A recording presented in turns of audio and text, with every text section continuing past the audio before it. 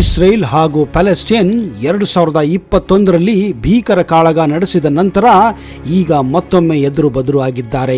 ವೈಮಾನಿಕ ದಾಳಿ, ಗುಂಡಿನ ಚಕಮಕಿ ಬಳಿಕ ಮತ್ತೊಮ್ಮೆ ಈ ಎರಡು ಶತ್ರು ರಾಷ್ಟ್ರಗಳ ನಡುವೆ ಘನಘೋರ ಕಾದಾಟ ಪ್ರಾರಂಭವಾಗಿ ಹೋಗಿದೆ. ಎಲ್ಲಿ ಇದು ಮೂರನೇ ವಿಶ್ವ ಯುದ್ಧಕ್ಕೆ ನಾಂದಿಯಾಗುತ್ತದೆ ಎನ್ನುವುದು ಹಲವಾರು ವಿಮರ್ಶಕರ ಚರ್ಚೆಯಾಗಿದೆ. ಹುಮಾಸ್ ಉಗ್ರರು ಇಸ್ರೇಲ್ ನಗರದ ಒಳಗಡೆ ನುಗ್ಗಿ ಸೈನಿಕರ ಜನರ ಪ್ರಾಣ ತೆಗೆಯುತ್ತಿದ್ದಾರೆ. ಇದಕ್ಕೆ ಪ್ರತಿಯಾಗಿ ಇಸ್ರೇಲ್ ಈ ಬಾರಿ ಈ ಹುಮಾಸ್ ಉಗ್ರರನ್ನ ಮಟ್ಟು ಹಾಕುತ್ತೇವೆ ಹಾಗೂ ಸರ್ವನಾಶ ಮಾಡುತ್ತೇವೆ ಎಂದು ಕೂಡ ಪ್ರತಿಜ್ಞೆ ಮಾಡಿದ್ದಾರೆ.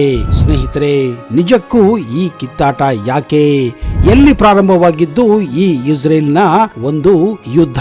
ಇಸ್ರೇಲ್ ಮತ್ತು ಪ್ಯಾಲೆಸ್ಟೈನ್ ಯುದ್ಧ ಕಾಳಗ ಯಾಕೆ ಎಂಬುದನ್ನು ತಿಳಿದುಕೊಳ್ಳಬೇಕಾದರೆ ನೀವು 77 ವರ್ಷಗಳ ಹಿಂದೆ ಹೋಗಬೇಕಾಗುತ್ತದೆ. ಎರಡನೇ ವಿಶ್ವ ಯುದ್ಧ ಬಳಿಕ 1945ರಲ್ಲಿ ಬ್ರಿಟನ್ ವಿಶ್ವಸಂಸ್ಥೆಗೆ ಒಟ್ಟೋಮನ್ ಸಾಮ್ರಾಜ್ಯವನ್ನ ಒಪ್ಪಿಸುತ್ತದೆ.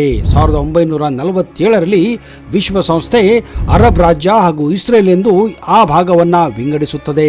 ಇದಾದ ಒಂದು ವರ್ಷದ ಬಳಿಕ 1948ರಲ್ಲಿ ಇಸ್ರೇಲ್ ತಾನೊಂದು ಸ್ವತಂತ್ರ ದೇಶ ಎಂದು ಘೋಷಣೆ ಮಾಡಿತ್ತು. ಈ ಮೂಲಕ ವಿಶ್ವದ ಮೊದಲ ಯಹೂದಿ ದೇಶವಾಗಿ ಅಸ್ತಿತ್ವಕ್ಕೂ ಬಂತು.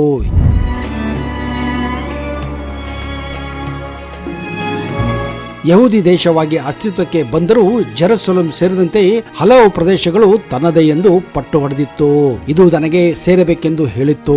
ಇಸ್ರೇಲ್ ದೇಶವಾಗಿದ್ದನ್ನ ಪ್ಯಾಲೆಸ್ಟೈನ್ ಸೇರಿದಂತೆ ಅರಬ್ ರಾಷ್ಟ್ರಗಳು ಇದನ್ನ ವಿರೋಧಿಸುತ್ತಲೇ ಬರುತ್ತವೆ. ವಿಶೇಷ ಏನೆಂದರೆ 3 ಧರ್ಮಗಳ ಪವಿತ್ರ ಸ್ಥಳ ಜೆರುಸಲೆಂ ಆಗಿದೆ. ಈಗ ಕಿತ್ತಾಟ ನಡೆಯುತ್ತಿರುವುದು ಜೆರುಸಲೆಂ ಯಹೂದಿ, ಮುಸ್ಲಿಂ ಮತ್ತು ಕ್ರೈಸ್ತರ ಪವಿತ್ರ ಸ್ಥಳಕ್ಕಾಗಿಯೇ. ಹಾಗಾದ್ರೆ ಎಲ್ಲಿದೆ ಈ ವಿವಾದಾತ್ಮಕ ಸ್ಥಳ ಜೆರುಸಲೆಂ?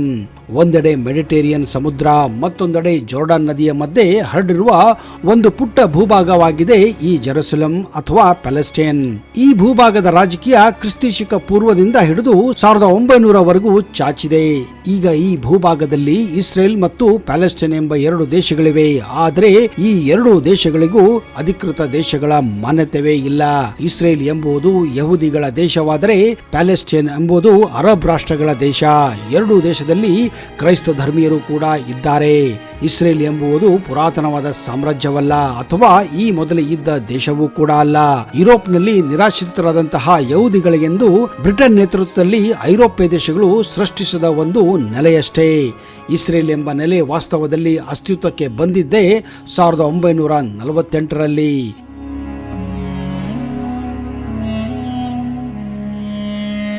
ಇಸ್ರೇಲ್ ಯಹೂದಿಗಳ ಮೂಲ ನೆಲೆ ಎಂಬುದು ಇಸ್ರೇಲಿನಿಯರ ಪ್ರತಿಪಾದನೆ. ಪುರಾತನ ಜೆರುಸಲೆಂನಲ್ಲಿರುವ ವೆಸ್ಟರ್ನ್ ವಾಲ್ ಜಾಗದಲ್ಲಿ ಯಹೂದಿಗಳ ಪಿತಾಮಹ ಅಬ್ರಾಹಂ ತನ್ನ ಮಗ ಐಸಾಕನನ್ನು ಬಲಿ ನೀಡಿದ್ದ ಎಂದು ಬೈಬಲ್ನಲ್ಲೂ ಕೂಡ ಉಲ್ಲೇಖ ಇದೆ. ಹೀಗಾಗಿ ಇದು ಯಹೂದಿಗಳಿಗೆ ಪವಿತ್ರ ಸ್ಥಳ ಎಂದು ಭಾವಿಸಲಾಗಿದೆ.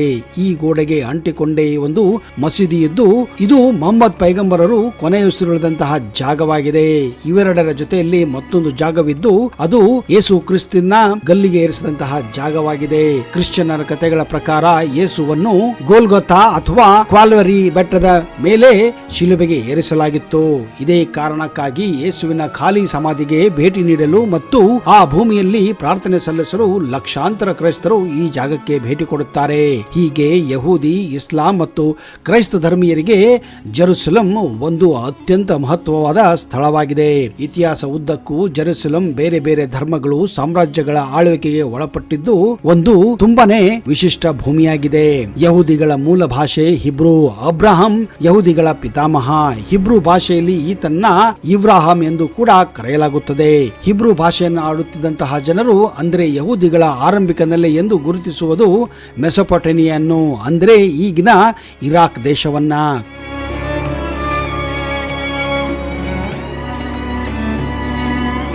ಕ್ರಿಸ್ತ ಪೂರ್ವ 1900 ಅಂದರೆ ಸುಮಾರು 3900 ವರ್ಷಗಳ ಹಿಂದೆ ಬದುಕಿದ್ದ ಅಬ್ರಾಹಿಂ ದೇವವಾಣಿಯ ಆಧಾರಿಯಲ್ಲಿ ಯಹೂದಿ ಧರ್ಮವನ್ನ ಸ್ಥಾಪಿಸಿದ್ದ. ಆತನದ್ದೇ ಅವಧಿಯಲ್ಲಿ ಹಿಬ್ರೂ ಭಾಷಿಕೆಯರು ಮೆಸೊಪೊಟೇಮಿಯಾದಿಂದ ಈಗಿನ ಈಜಿಪ್ಟ್ನತ್ತ ಹೊರಡುತ್ತಾರೆ. ಸಾಮ್ರಾಜ್ಯ ವಿಸ್ತರಣೆ ಮತ್ತು ಧರ್ಮ ಪ್ರಚಾರ ಇವರ ಉದ್ದೇಶವಾಗಿತ್ತು ಎಂದು ಮಾನವಶಾಸ್ತ್ರೀಯ ಅಧ್ಯಯನಗಳು ಗುರುತಿಸಿವೆ. ಹೀಗಾಗಿ ಯಹೂದಿಗಳಿಗೆ ಇಸ್ರೇಲ್ ಒಂದು ಮುಖ್ಯ ಜಾಗವಾಗಿದೆ. ಈ 2 ಪ್ರದೇಶಗಳ ಮಧ್ಯೆ ಪ್ಯಾಲೆಸ್ಟೈನ್ ಪ್ಯಾಲೆಸ್ಟೈನ್ ಇದ್ದು ಪ್ರಧಾನವಾಗಿ ಕೃಷಿ ಮತ್ತು ಹೈನುಗಾರಿಕೆ ಮಾಡುತ್ತಿದ್ದ ಪ್ರದೇಶವದು. ಜೇನು ಉತ್ಪಾದನೆಯು ಈ ಪ್ರದೇಶದಲ್ಲಿ ಹೆಚ್ಚಾಗಿತ್ತು. ಹೀಗಾಗಿಯೇ ಈ ಪ್ರದೇಶವನ್ನ ಪ್ಯಾಲೆಸ್ಟೈನ್ ಅಂದರೆ ಹಾಲು ಮತ್ತು ಜೇನು ಅತಿ ಹೆಚ್ಚು ಸಿಗುವ ಜಾಗವೆಂದರ್ಥ.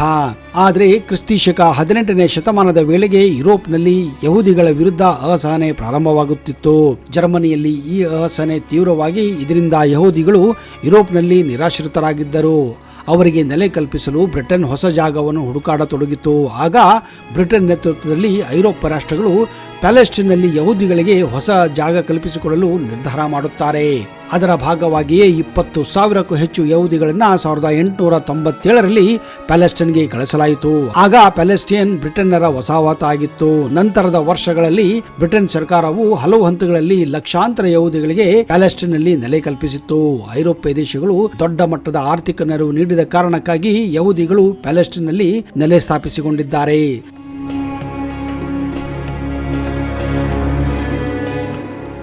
ಸ್ಥಳೀಯ ಪ್ಯಾಲೆಸ್ಟೈನ್ನಿಂದ ರಕ್ಷಣೆ ಪಡೆಯಲು ಯಹೂದಿಗಳು ಅರೆ ಸೇನಾ ಪಡೆಯೊಂದನ್ನು ಸ್ಥಾಪಿಸಿಕೊಂಡರು. ಆದರೆ 1948ರಲ್ಲಿ ಪ್ಯಾಲೆಸ್ಟೈನ್ ಅನ್ನು ಬ್ರಿಟನ್ ತೊರೆಯುತ್ತದೆ. ತಕ್ಷಣವೇ ಯಹೂದಿಗಳು ತಮ್ಮ ಸೇನೆಯನ್ನ ಬಳಸಿಕೊಂಡು ಸ್ಥಳೀಯ ಪ್ಯಾಲೆಸ್ಟೈನಿಯರ್ ಮೇಲೆ ದಾಳಿ ನಡೆಸುತ್ತಾರೆ. ಪ್ಯಾಲೆಸ್ಟೈನ್ನ ಬಹುತೇಕ ಭಾಗವನ್ನ ವಶಕ್ಕೆ ಪಡೆದುಕೊಳ್ಳುತ್ತಾರೆ. ಇಸ್ರೇಲ್ ಯಹೂದಿಗಳ ಹೊಸ ನೆಲೆಯೆಂದು ಘೋಷಣೆ ಮಾಡುತ್ತಾರೆ. ಇಸ್ರೇಲ್ನ ಅತಿಕ್ರಮಣವನ್ನು ಎದುರಿಸಲಾಗದೆ ಕೆಲವು ಪ್ಯಾಲೆಸ್ಟೈನಿಯರು ಜೋರ್ಡಾನ್ ನದಿಯ ಪಶ್ಚಿಮ ದಂಡಕ್ಕೆ ಹೋಗುತ್ತಾರೆ. ಇನ್ನು ಕೆಲವು ಪ್ಯಾಲೆಸ್ಟೈನಿಯರು ಮೆಡಿಟೇರಿಯನ್ ಸಮುದ್ರದ ಕರಾವಳಿಯಲ್ಲಿದ್ದ ಗಾಜಾ ಪಟ್ಟಿಯಲ್ಲಿ ನೆಲೆಯನ್ನು ಪಡೆದುಕೊಳ್ಳುತ್ತಾರೆ.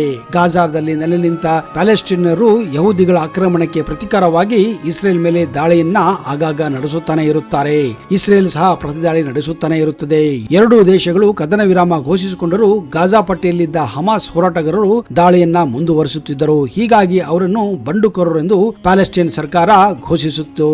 ಇಸ್ರೇಲ್ ಅದರ ಬೆಂಬಲಕ್ಕಿದ್ದ ಬ್ರಿಟನ್ ಮತ್ತು ಅಮೆರಿಕ ಸೇರಿ ಹಲವು ದೇಶಗಳು ಹಮಾಸ್ ಹೋರಾಟಗಾರನ ಉಗ್ರರೆಂದು ಘೋಷಿಸುತ್ತಾರೆ. ಈಗ ಇಸ್ರೇಲ್ ಮೇಲೆ ವ್ಯವಸ್ಥಿತ ದಾಳಿ ನಡೆಸುವುದಾಗಿ ಇದೇ ಹಮಾಸ್ ಉಗ್ರರು ಪಣ ತೊಟ್ಟಿದ್ದಾರೆ. ಅವರ ವಿರುದ್ಧ ಇಸ್ರೇಲ್ ಸಹ ಯುದ್ಧ ಘೋಷಿಸಿದೆ. ಆದರೆ ಬರುವ ದಿನಗಳಲ್ಲಿ ಈ ಇಬ್ಬರ ಯುದ್ಧ 3ನೇ ಮಹಾಯುದ್ಧಕ್ಕೆ ನಾಂದಿ ಹಾಡುತ್ತದೆ ಎಂದು ಹಲವಾರು ವಿಮರ್ಶಕರು ಹೇಳುತ್ತಿದ್ದಾರೆ. ಮುಂದೇನಾಗಬಹುದು ಎಂದು ನಾವು ಕಾದು ನೋಡಬೇಕಷ್ಟೇ. ಆದಷ್ಟು ಬೇಗ ಈ ಯುದ್ಧ ಮುಗಿದು ಶಾಂತಿಯಲ್ಲಿ ನೆಲೆಸಲಿ ಎಂದು ನಾವು ಕೂಡ ಹಾರೈಸುತ್ತೇವೆ. ಇಂತಹದೇ ಇನ್ನಷ್ಟು ಕುತೂಹಲಕರ ಮಾಹಿತಿಯೊಂದಿಗೆ ಮುಂದಿನ ಸಂಚಿಕೆಯಲ್ಲಿ ಮತ್ತೆ ಸಿಗುತ್ತೇನೆ. ಅಲ್ಲಿಯವರೆಗೆ ಜೈ ಹಿಂದ್, ಜೈ ಕರ್ನಾಟಕ. ನಿಮಗೆಲ್ಲ ಶುಭವಾಗಲಿ.